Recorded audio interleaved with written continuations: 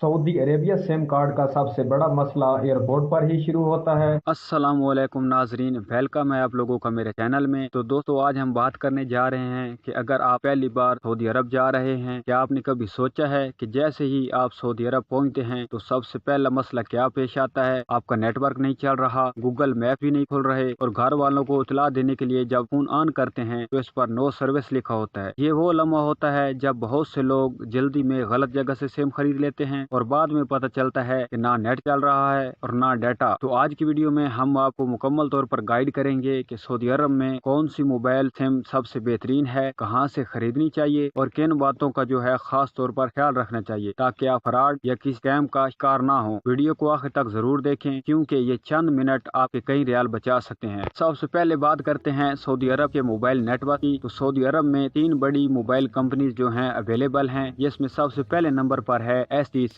यानी कि Saudi telecom. उसके बाद दूसरे नंबर पर है मोबाइली, तो और तीसरे नंबर पर आ जाता है जैन टेलीकॉम। अगर हम तजर्बे की बुनियाद पर बात करें तो मक्का मुकरमा और मदीना मुनव्वरा में हमें सबसे ज्यादा जरूरत होती है एक मजबूत और स्ट्रॉन्ग नेटवर्क की। यहाँ इमारतें बहुत ऊंची हैं, होटलों में हजारों लोग एक वक्त में रहते हैं और हरम में भी लाखों अफराद मौजूद होते हैं। ऐसे हालात में अगर आपका नेटवर्क कमजोर हो तो राब्ता मुमकिन नहीं रहता। इसलिए अगर सबसे मजबूत और स्ट्रॉन्ग नेटवर्क की बात करें तो वो है STC। ये सऊदी अरब की सरकारी और सबसे बड़ी टेलीकॉम कंपनी है और इसके जो सिग्नल्स हैं इंतहाई मजबूत होते हैं। हरम, होटल, बेसमेंट या लिफ्ट में भी नेटवर्क जो है वो आप लोगों का बरकरार रहता है। इनके टावर्स तकरीबन हर इलाके में मौजूद हैं, इसलिए सिग्नल ड्रॉप होने का मसला नहीं होता। हाँ, इनके पैकेज जो है वो थोड़े महंगे जरूर हैं, लेकिन याद रखें नेटवर्क जो है वही सब कुछ है। सस्ते मिनट और ज्यादा MB तभी फायदा देते हैं जब आप लोगों का नेटवर्क साथ दे। अब बात करते हैं दूसरे नेटवर्क मोबाइली की। ये उन लोगों के लिए बेहतर है जो ज्यादा डाटा इस्तेमाल करते हैं, जैसे वीडियो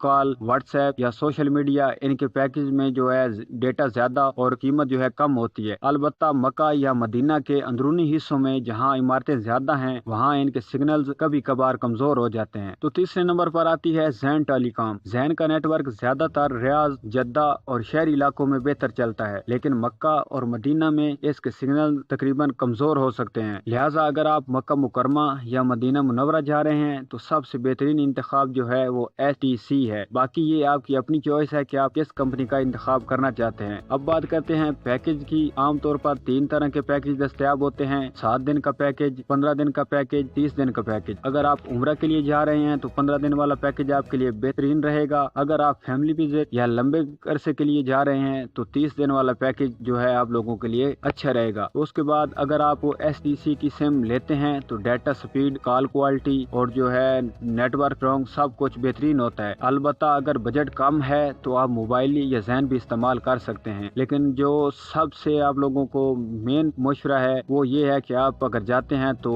STC की सिम जो है वो ही खरीदें। अब दूसरे नंबर पर आ जाता है जो ज्यादातर लोग गलती कर जाते हैं, सबसे अहम सवाल, सिम कहाँ से खरीदनी चाहिए। यही वो मकाम है जहाँ ज्यादातर लोग जो है फ्रॉड का शिकार होते हैं। जैसे ही आप जद्दा एयरपोर्ट पर उतरते हैं, मुख्तलिफ कंपनियों के नुमाइंदे आपको जो है घेर लेते हैं और सिम बेचने की कोशिश करते हैं। याद रखें कभी भी एयरपोर्ट या किसी गैर मुसद्दका स्टॉल से सिम ना खरीदें जो मुकम्मल तौर पर गवर्नमेंट से वेरीफाइड ना हो। आप उससे सिम बिल्कुल ना खरीदें। ऐसे लोग अक्सर जेली या आरजी सिमें बेचते हैं जो एक दिन चलती हैं और फिर बंद हो जाती हैं, या जो पैकेज बताया जाता है वो आपको नहीं मिलता उस पर।